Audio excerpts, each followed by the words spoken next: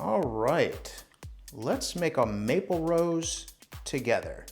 This time of year is great getting outside, collecting various types of colorful leaves. I love sugar maple for this very simple craft that you can do at home. All right, so what is a maple rose? Now it is, simply put, a collection of maple leaves. These are actually sugar maple leaves that will create into this little craft rose that you can certainly place within your mantelpieces. You can even make a fall wreath completely out of maple rose.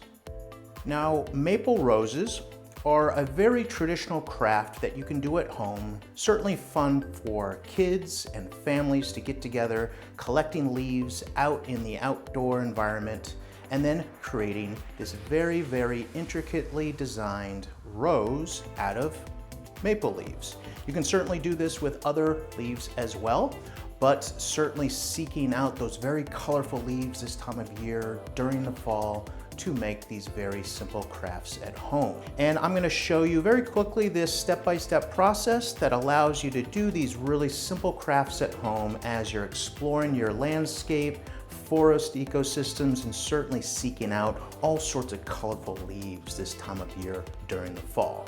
Let's get into it. Now, other than beautiful leaves, you will simply only need a pair of scissors and some tape. And I'll show you the relevancy of both, certainly just to cut things to size, particular to what you're harvesting, and a little bit of tape to finish things off. This is floral tape, but you can certainly use any type of tape, and I'll show you why that's practical. All right, let's get into the first step. Now, the first step is to start the maple rose from the center, and you're going to work your way out. So with the scissors, I've already prepped these leaves by taking the petiole off, okay? That little stem just below the leaf, okay?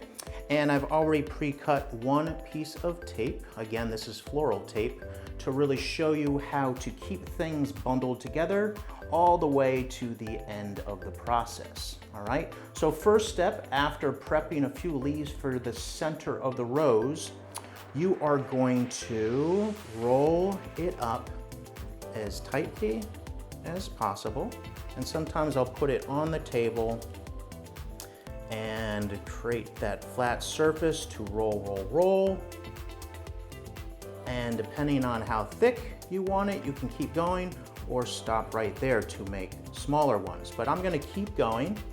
I'm gonna double this up, wrapping around my first roll and continuing with the second leaf, okay? And as you go and go, you'll notice kind of that design for the center of the rose. You can actually see those layers forming in that roll, and you can continue or stop there, okay?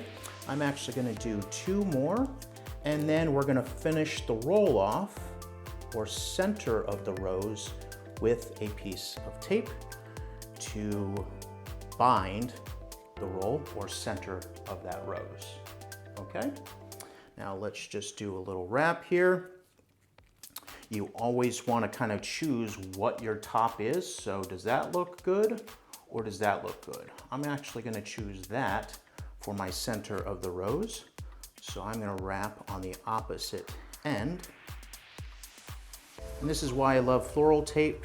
It's sticky on both sides, and just with a little pressure, it stays in place, okay? So that's your first step. Second step, coming up.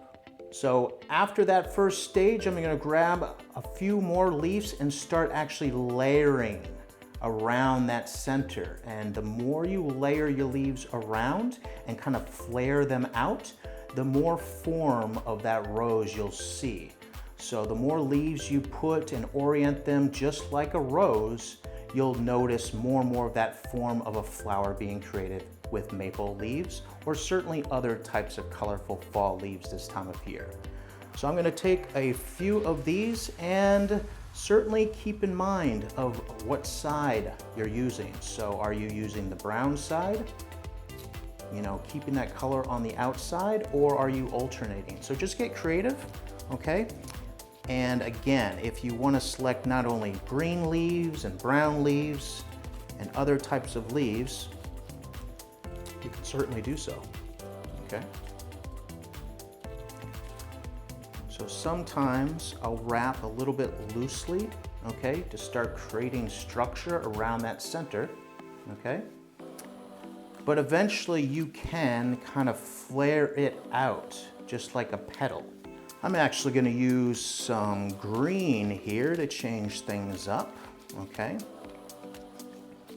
And as things flare out, I tend to put the color on the inside. As those petals come out, you'll actually see that exposed color, okay? Just like that. A little bit of orange here. Okay, I'm gonna grab multiple colors as I keep going. Round and round we go. Keep your hand on it at all times, maybe your left or right, as you actively grab with the other. If you let go, it will then just fall apart. If you're nervous about that, you can certainly put a little bit of tape at this stage and then keep going, okay? Otherwise, tape at the end to just keep everything in place. Absolutely gorgeous so far. All right, we can finish this off right now, but I think it needs a little bit more. Again, big and bold sometimes with these. One and done, all right? And then I just finish things off at the base with a little floral tape. Just getting it started. And then a little twist around that base. Some people will hide this kind of modern tape with twine. And there you have it. One beautiful maple rose. This is Strawbery Banke.